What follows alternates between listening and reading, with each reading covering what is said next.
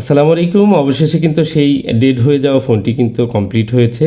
তো এই ফোনটি মূলত আমার কাছে ভায়া হয়ে এসেছে ২ জন টেকনিশিয়ান দেখে তারপর কিন্তু আমার কাছে পাঠিয়েছে। তো আমি আসলে ভেরিফাই না করে এই কারণে কিন্তু সরাসরি সিপিইউর কাজটি করেছিলাম। আর সিপিইউর কাজ করে যখন ফোনটি আর অন হচ্ছিল না, অ্যাকচুয়ালি তখন আমি বুঝতে পারলাম যে এটির ইউএফএসটি প্রবলেম হয়েছে। ইউএফএসটি চেক করে দেখি একেবারেই সেটি প্রবলেম হয়েছে এবং সেখানে কোনো ধরনের রিড রাইট হচ্ছিল না। যে কারণে সেটি চেঞ্জ করে পরিবর্তন করে নতুন সিপিইউ লাগানোর পর ফোনটি কিন্তু অন হয়ে সম্পূর্ণ অন হচ্ছিল না। টিটি ক্যাশ লেখাটি আসতো ইয়েলো স্ক্রিনে। আর ইয়েলো স্ক্রিনের টিটি ক্যাশ প্রবলেমটি কিন্তু হার্ডওয়্যার এবং সফটওয়্যার দুটি থেকেই হতে পারে। অনেক সময় হার্ডওয়্যারে প্রবলেম হয়, অনেক সময় সফটওয়্যারে প্রবলেম হয়। তো যেহেতু আমি অন্য একটি ফোনের আইসি মডিফাই করে আমি এই ফোনটিতে স্টোরেজ আইসিটি লাগিয়েছি এবং সিপিইউটি নতুন লাগিয়েছি। সো এই ফোনটিতে এই প্রবলেমটিও আমি মানে একটু সন্দেহের মধ্যে ছিলাম। এটি হচ্ছে পুরনো আইসি। আমি বক্সে দিয়ে অনেক ট্রাই করেছি, এটি একদম স্লো হয়েছে।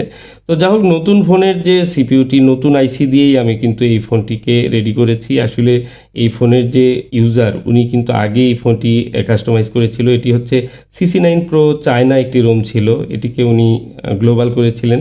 তো এই ফোনটির যে ব্যাকশেল বা অন্যান্য পার্টগুলো সেগুলো কিন্তু আমাকে দেয়নি।